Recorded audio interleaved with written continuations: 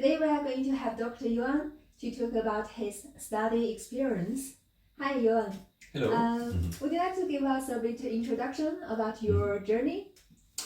Yeah, absolutely. So basically, as I mentioned in the previous interview, I started to go to China when I was 18 because I wanted to learn medical knowledge and skills and take it back to the West. I learned Chinese for 1 year and then started to go to the university. And very early on, during the first year of my studies, I started to focus really on the clinical aspect. So I went to follow some doctors. I just went to ask them, please, can I learn with you? And some said yes.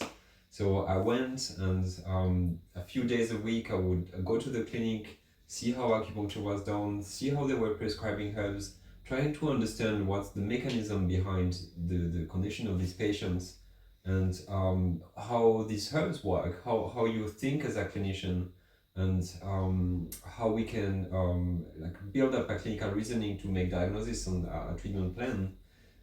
So that I found that fascinating, and I think one of the main thing I realized is um, in the West, we emphasize a lot on the spiritual aspect of Chinese medicine, but one of the things I realized in the clinic is Chinese medicine is extremely practical. You see the things like, for example, someone who has deafness, you will ask them to show their tongue, and they have a greasy coating, and they have a heavy tongue coating. You can see that. Or you see people who have a liver constraint, and you press on the channels, on the liver channel, and they will scream because it's super painful on this channel, but not on the other channels, not on the rest of their body, even if you're using the same pressure. So all these things very early on I saw that are very physical and practical, and you can see what's happening. So I was fascinated by that. Went on, continued to follow some doctors.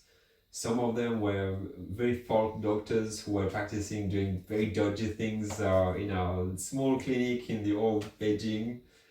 Some of them I went to Union Hospital, which is by far the best Western medicine hospital in China, following Chinese medicine doctors. Some were young, some were old, some were very modern, some were very traditional, and I thought that really every clinician had something to show me, and I had something to learn from every one of them. I spent a lot of time also reading cases and trying to understand how clinicians 100 years ago or 400 years ago were thinking and building up their treatment, etc. So that's a bit of my journey. Later on, I did a master's degree because I really wanted to focus on psychology and psychiatry and mental health. So that's why I've really focused on that. I learned psychotherapy as well, so that's why I'm using cognitive behavioral therapy and hypnosis in my practice. I integrate that with the Chinese medicine. But also this gives me a really better perspective to understand people's personality, what happened in their childhood, influences how they are now, and understand also all the different mental health conditions that people may have. Final stage, the PhD was done in Australia, and I really want to have a strong, very high level of research skills. So that's why I'm very lucky. I found some extremely good experts in the field here in Sydney, and learn to do randomized control trial, learn to do meta-analysis, all this stuff, all these research skills, to be able to show people that yes, we're doing something that is effective, and we can prove that. Not all the time, of course, but we can really help for some conditions, and this is something we can prove. And also explain what we're doing to other people. So that's a bit of my journey in a nutshell. That's quite interesting. So I'm curious that what's the main factor that have made you keep path in Chinese medicine? Yeah, so it's a very hard journey, and I was 18 years old. I went to China. Didn't know anything about China. I couldn't say any word of Chinese, and things were difficult. I can't say it wasn't. And still, even nowadays, and this path is not the easiest one, obviously. But again and again on that journey, I was seeing some amazing things going on, and I can remember about one a lady I would see with my acupuncture teacher, and she was a lady who had a congenital heart condition. So since she was born with a heart problem, and at that time when she was seeing this doctor, my teacher, she had heart failure. So basically, the heart is not strong enough to do the workload he is supposed to do, which creates some other problems because if one organ is not working well enough, it will burden all the rest of the body.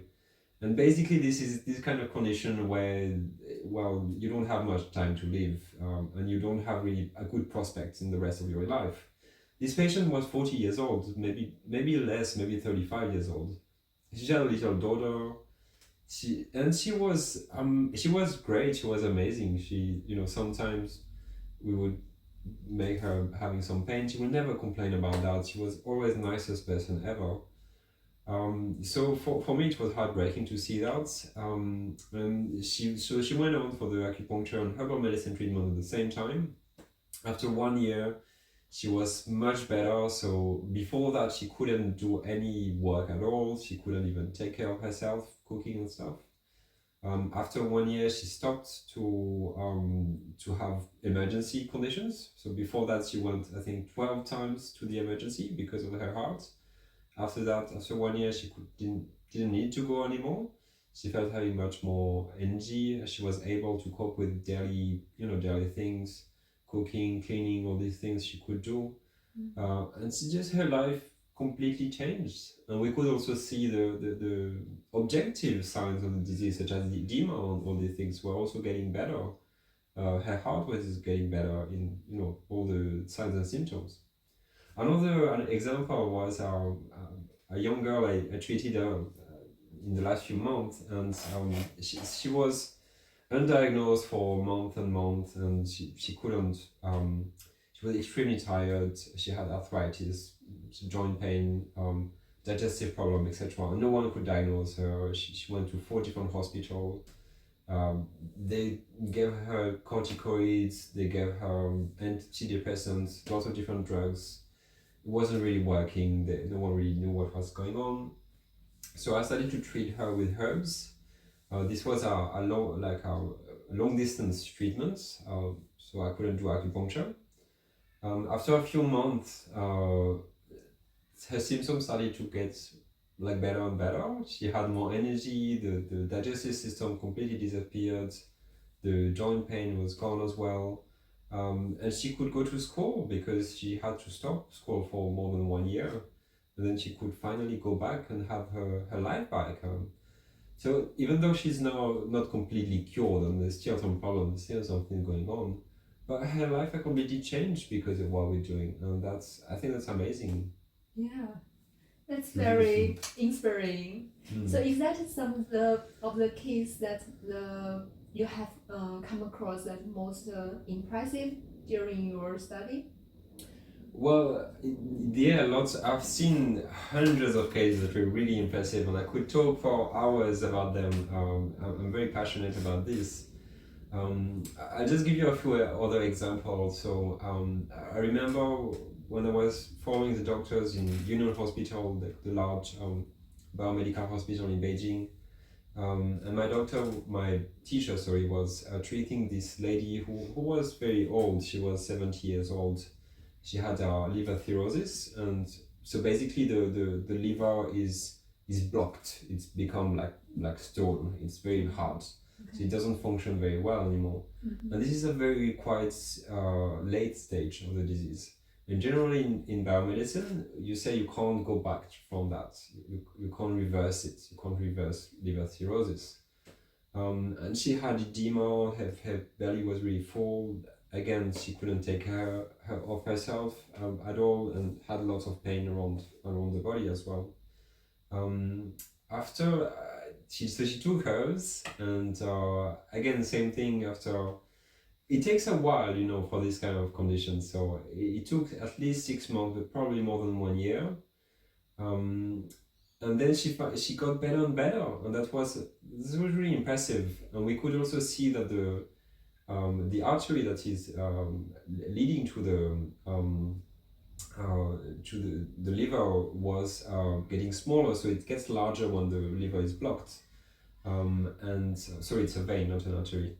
And this shrinked because the condition was getting better. So it got to a stage where she got an ecography and said, well, you don't have liver cirrhosis anymore. Which is completely amazing because technically you're not supposed to, it's not reversible. It's not supposed to be reversible. And she was, she had less edema, she had more energy, she had, her pain was going away as well, so her condition in general was getting better. Another one was a case of someone who had a fever for months and months, and again, she was at that hospital with the best doctors in China. No one could diagnose her, no one knew what was going on. They tried corticosteroids, tried different stuff, nothing worked. From our perspective, it was quite straightforward. It was just not an infection type of fever, but more an internal type of fever, which is due to a deficiency in the qi deficiency type of condition.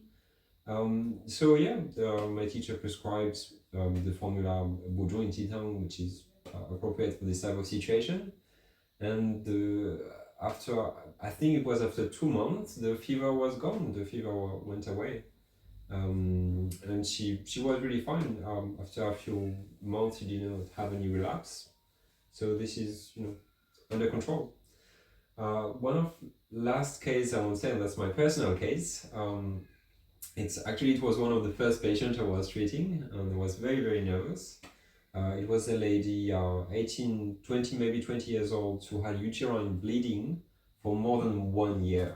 So continuously bleeding from the uterus for 1 year.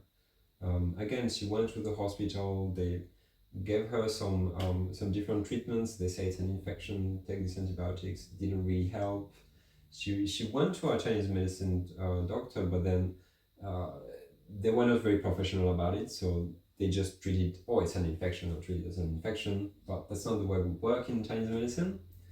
And finally, I gave her some herbs. So this was a formula that instead of trying to be focused on the infection, I was building up her resources to be able to contain the blood. And this works amazingly because she took the herbs and the next day the bleeding stopped. So bleeding had been going on for 1 year, and then suddenly she took the herbs, next day the bleeding stopped, which was quite amazing.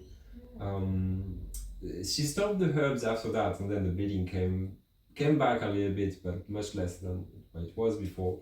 So I said, well, continue the herbs. And then she continued, and it was getting better again. So these are some of the examples I could give you, but I have hundreds of them. Thank you, Yoann, for sharing these impressive cases, and I think this gives us a general idea that what Chinese medicine can do for your health. Thank you. I am Yoann Berling, a clinician, lecturer, and researcher in Chinese medicine. Please feel free to like this video if you did, and subscribe to our channel for more videos on health, psychology, and Chinese medicine.